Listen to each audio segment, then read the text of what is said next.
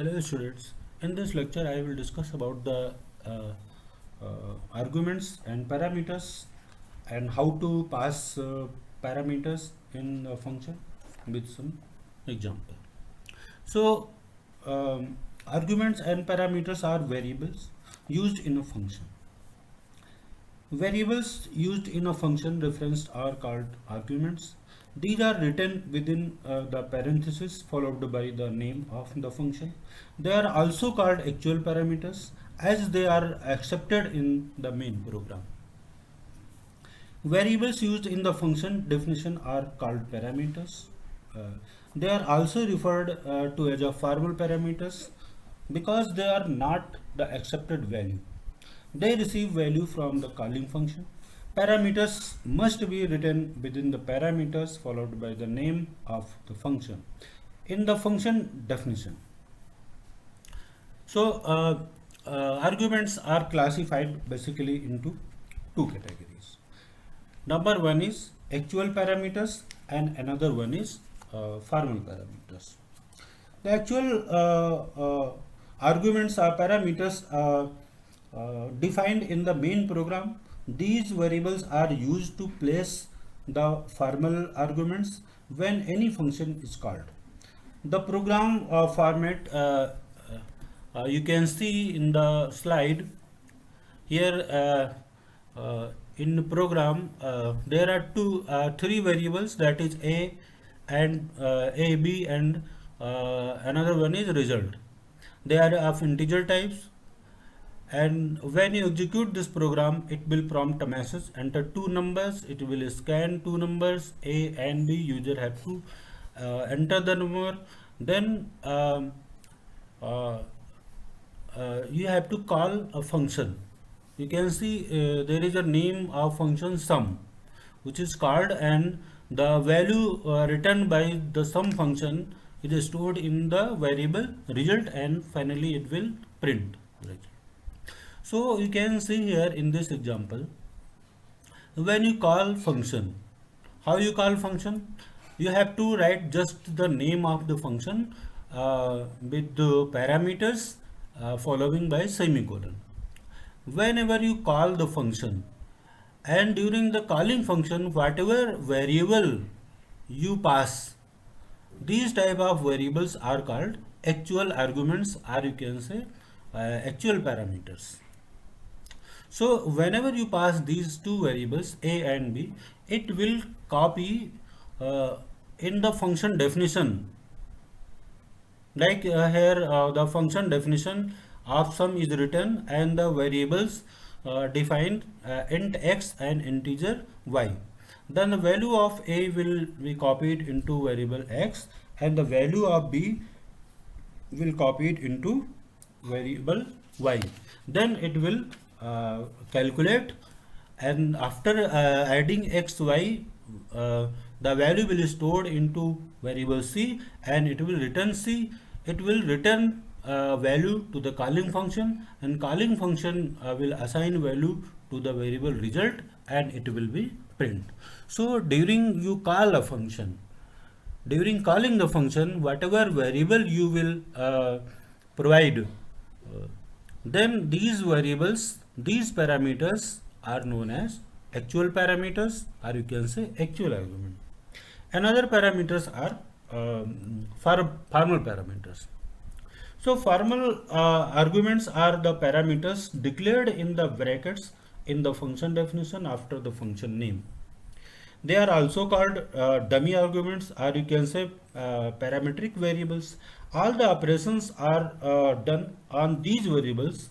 Whenever any function is called, the data type of the formal parameters should be same as that of actual parameters, and they should also be in the same manner as in the function declaration. You can see program as an example. Here the same program is written. In this case, during the function definitions, whatever variables are defined which receive the value from the calling function, these variables are known as formal arguments. In this case, there is a function sum, which is return integer type of value. It has two variables, integer x and y, and these x and y variables are known as formal arguments, because these variables receives the value from the calling function.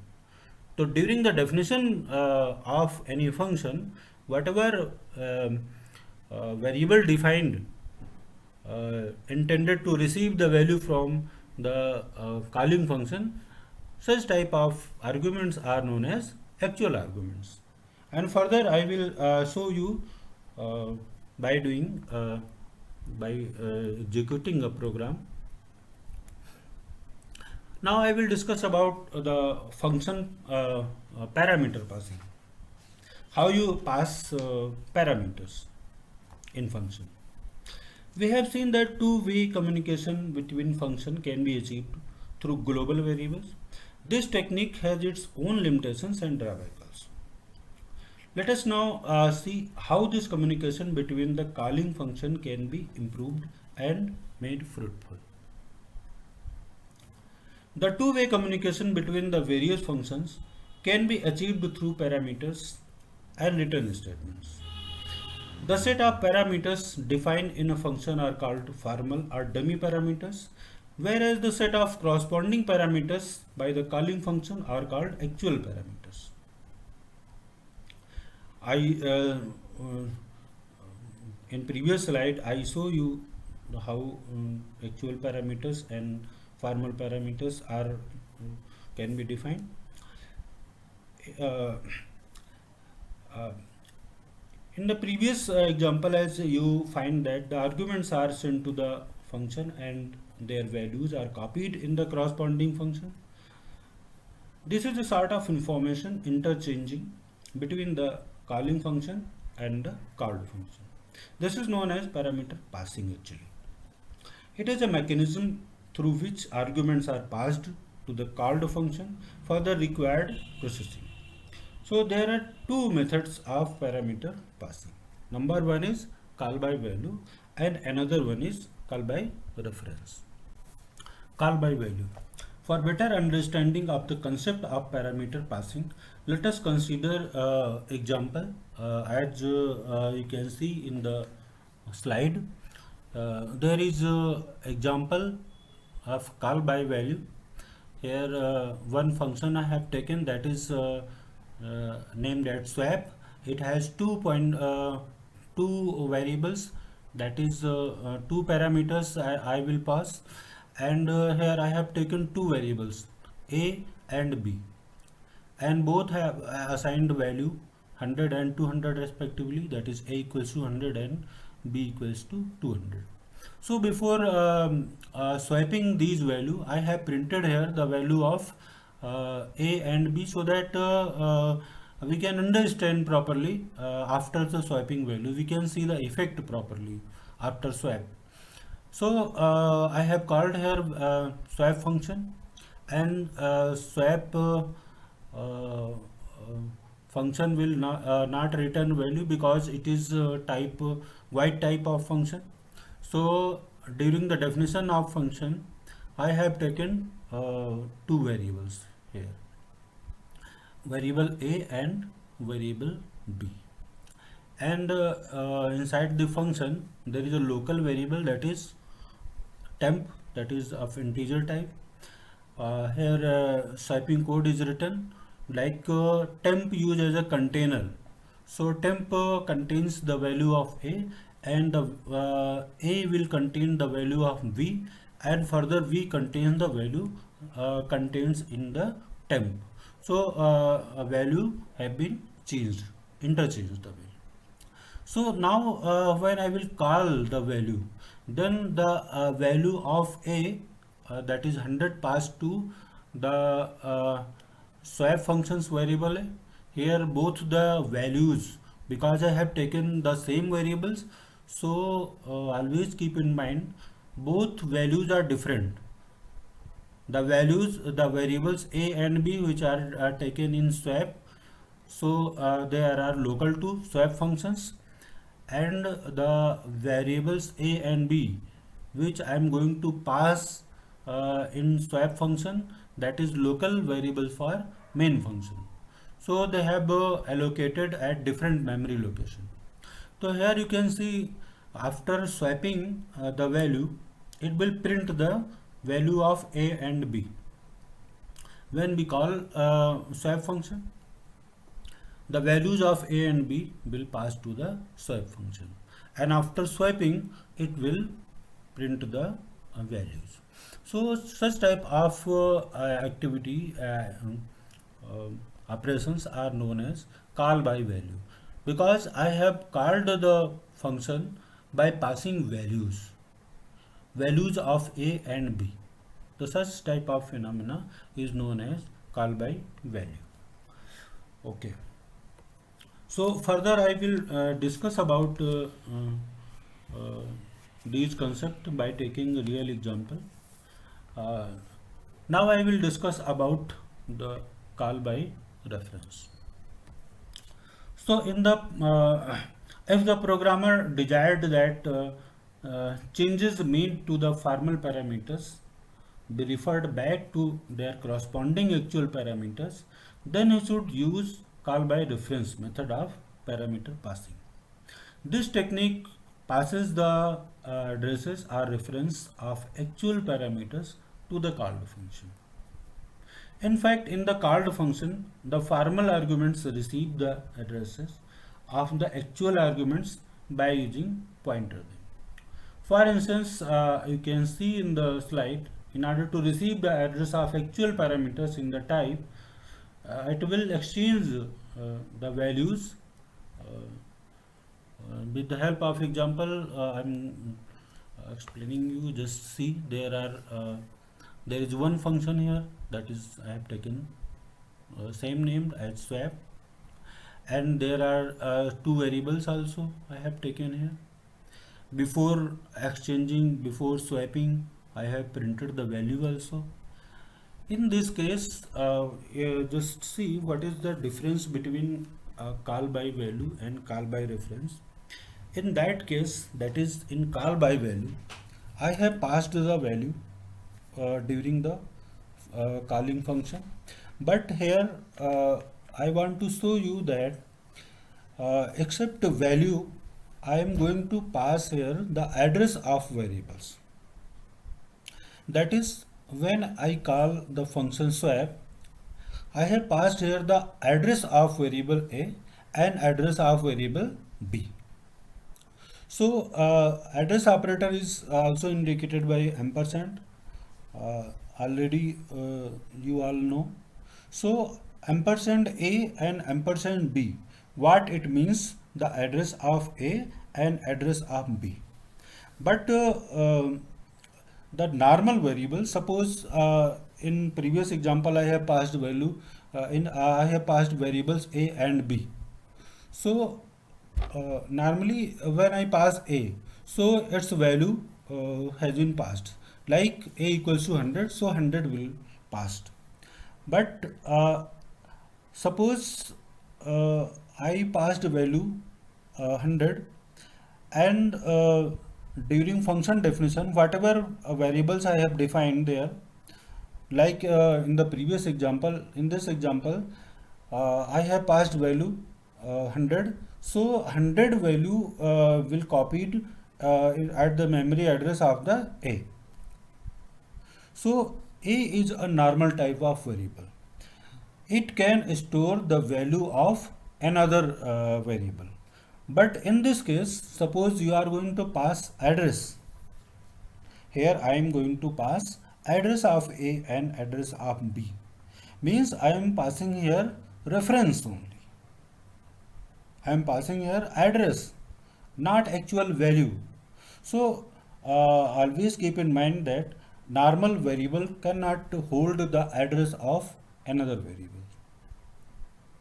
So in this case, I have to learn about some other concept like pointer. So I will further discuss about the pointer, but here for instance, you see here there are two variables x and y, and before x and before y there is a symbol asterisk, or you can say star symbol. This symbol indicates indicates that the variable is of pointer type. Suppose I have put here point asterisk symbol before x, so x become pointer type of variables. Y also a pointer type of variable. How is it differ from normal variable? Normal variable can hold the value of another variable, but a normal variable cannot hold the address of other variable. But pointer type variable can hold the address of another variable. That's why here I have taken the concept of pointers. So here star x means value at x, star y means value at y, means whatever address is stored at x, that address value it will indicate. So I have passed here address of a. So variable x will hold the address of a, and whenever you will print the value of x, value at x, so it will print whatever value is stored at the address of x, sorry, address of a, because variable x contains address of a. So whatever value address of a is hold, that will be print when you print the value at x here in this case. Otherwise value at x means uh, uh, the address of value which x variable contains. So in this case I also taken here one temp variable, and during exchanging of value I will exchange this the pointer type of variables also. So temp equals to value at x, means whatever value x hold address of a, so it will change the actually address. Then in this case, after swapping the value, the changes at the address of a reflect the changes of address of x.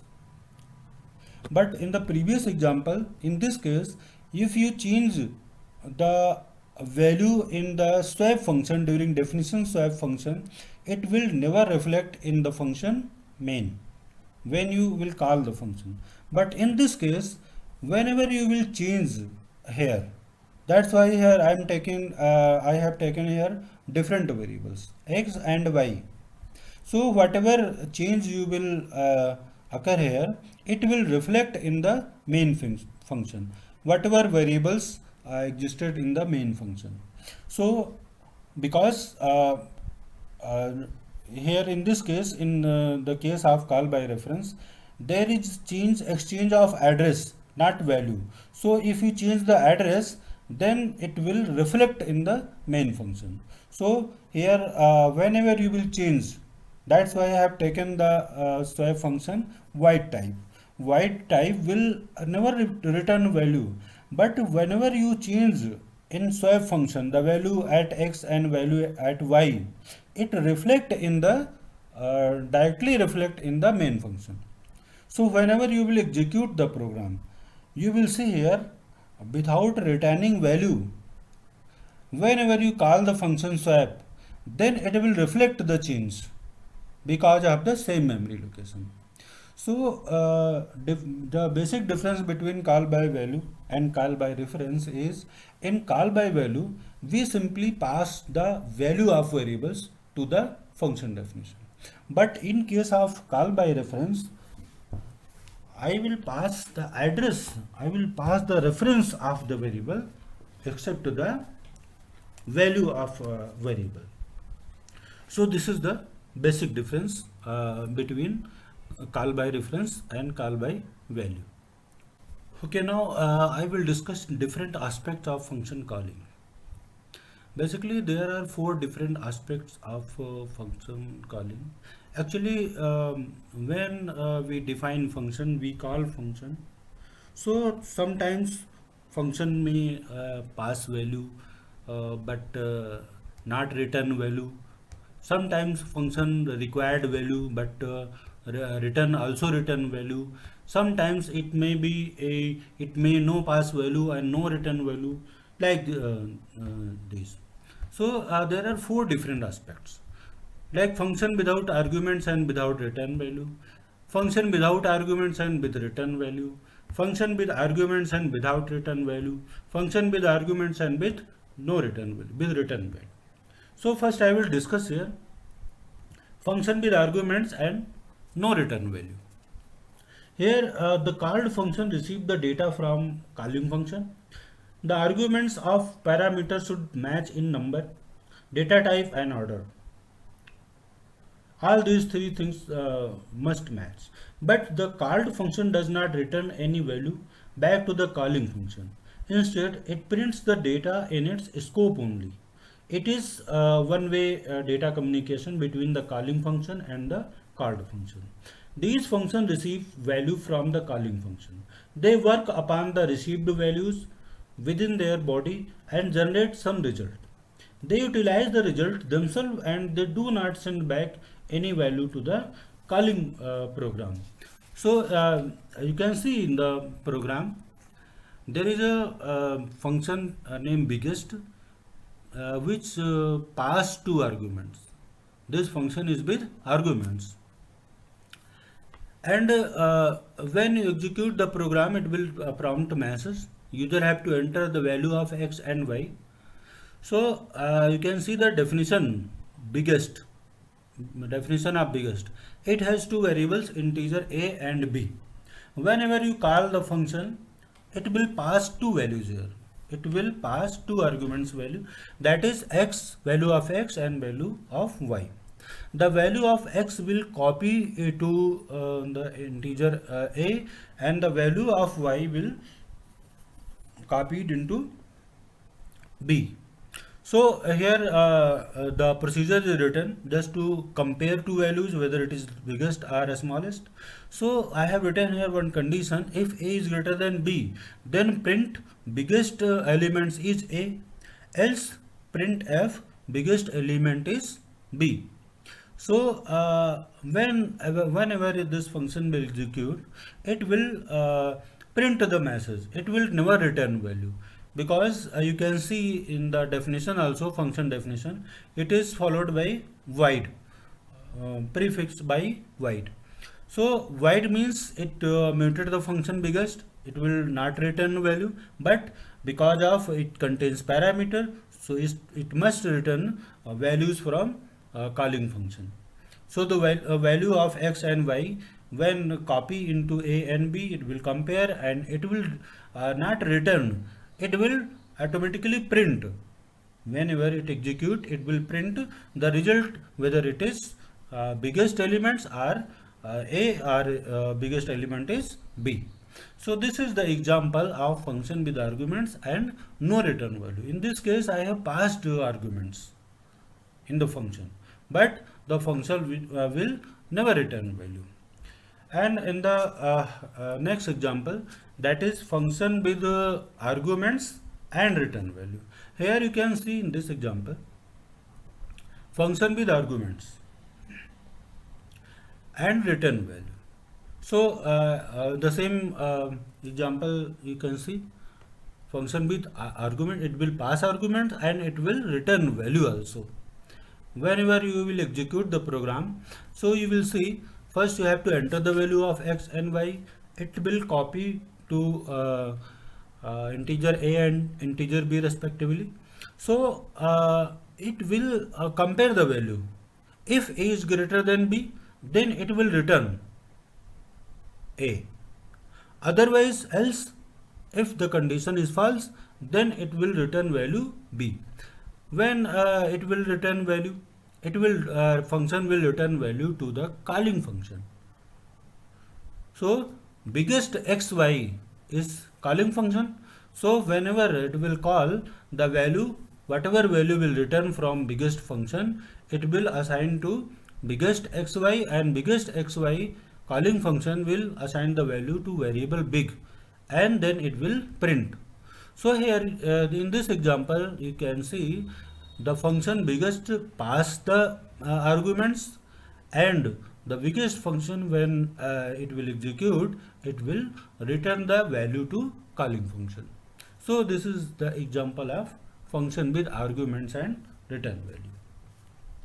Okay. Now I will see function with no arguments and return value. So such function do not get any point input from the calling program, but still provide some output to it. Since they return some value to the calling program, hence their data type is governed by the value they return to the calling program. Here the called function does not receive any data from the calling function. It manages with its local data to carry out a specified task. However, after the specified processing, the called function returns the computed data to the calling function. It also is one-way data communication between the calling function and the called function. In the example, you can see the function name is sum, and sum will return the value to integer type. But you can see here, whenever the function sum will called, it will never pass any arguments. That's why it is known as function with no arguments. So function sum will not have any kind of parameter to pass. So, but you can see here, because I already told you one-way communication, it will manage, some function will manage with its local variables. So in this case, whenever you call the function will execute and it will prompt value, enter value the x and y. So user have to enter the value of x and y.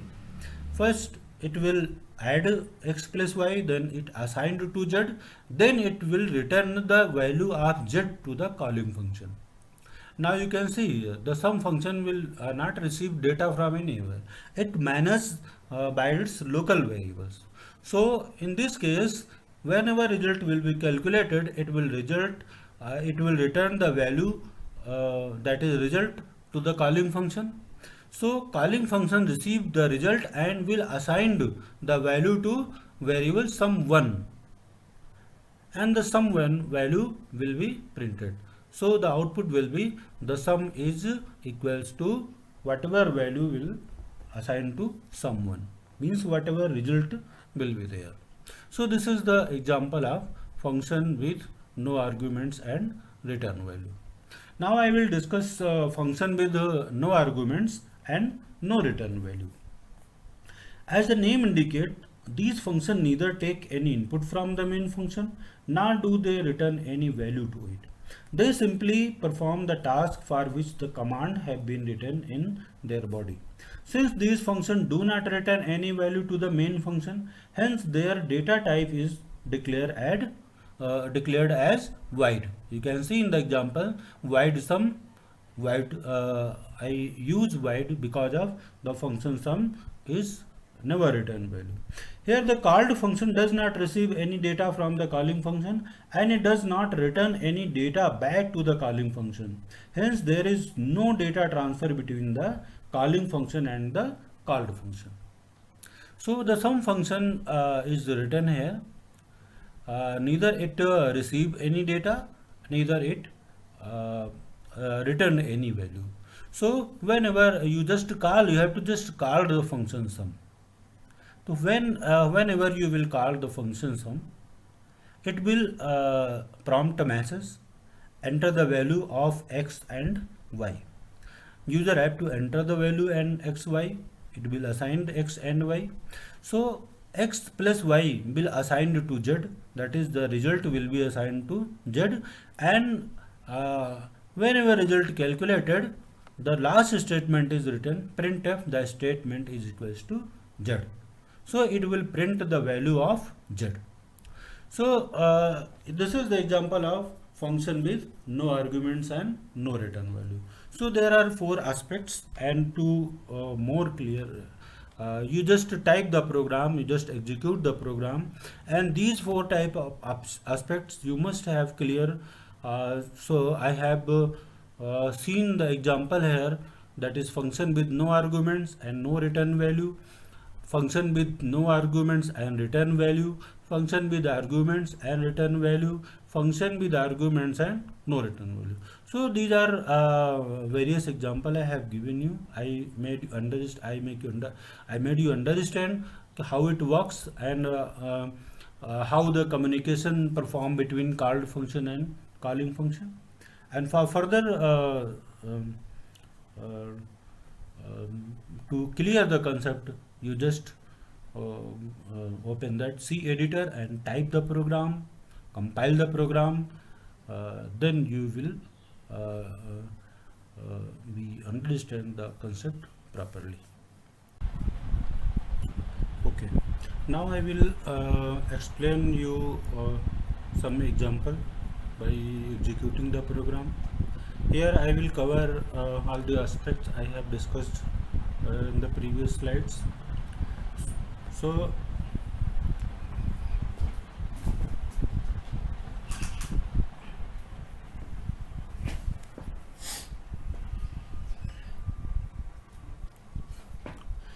okay, now I will ask sorry.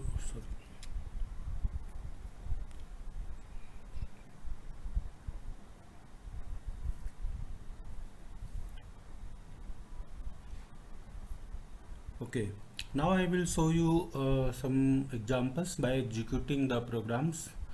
Uh, I will cover all the aspects we have discussed, like pass arguments and return value, no pass arguments and no return value. So this is the example. The first program is passed arguments and return value. So in this example, you can see the function which is defined here, sum. It will pass arguments, two arguments it will pass. Now here I have taken variables. So first, when you execute the program, it will prompt message, enter the value a and b. Now user have to enter the value, and this statement will call the function sum, and whenever you will call the function sum, it will pass two values of a and values of b. Values of a copied to variable x in the function definition here, and value of b will copy to variable y. Now the calculation done here.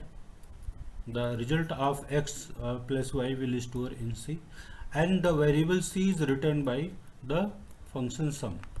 So when this function execute, it will return the value to calling function, and the calling function will assign the value to add variable, and after assigning the value, it will print here the addition of a and b. So in this case, you can see here the function is sum which pass arguments. This function is with arguments, but also return value here. It passes the value of a and b from here, and it returns value of c to the calling function. Now I will see by executing it. First I will compile it, run the programs. First I have to enter value of a and b. Enter two numbers, one number is 5, another number is 6, and you can see in the output screen the sum of a and b is equals to 11. Now I will show you another example. First because I have written all the programs in the same screen, so first make it comment, and it will enable this function. Okay, with the help of this example, you can see here function pass arguments and no return value. In these aspects, you can see a function sum that is the same function which passes the value, but it will never return value. Now you have to enter two values from keyboard, A and B. The same concept applied here. The value of A and B passes to function sum. The value of A copied to variable X and value of B is copied to variable Y. Now there is another variable here, that is C. It is local variable for some function. Calculation done here. The value of X plus Y will assign to variable C and it will never return value. You can see here the print statement existed in function definition, and whenever the value sum of X, Y will assign to C, it will print the result on the screen. Now in this aspects I have covered the concept. Function will pass arguments, but it will not return value to calling function. So first I will compile it. Now execute it. Here I have to enter values. Suppose first number is 12 and another number is 15. Now sum is equals to 12 plus 15 is equals to 27. So this is the next aspects. Now I will show you another aspects with the help of another example.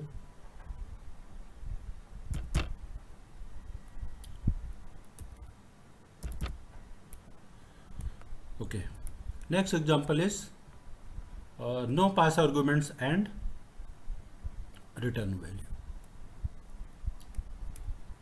No pass arguments and return value. With this example, you can see here there is a function that is named as sum. It will return value of integer type because this function will no pass arguments, but it return value. So how it will happen?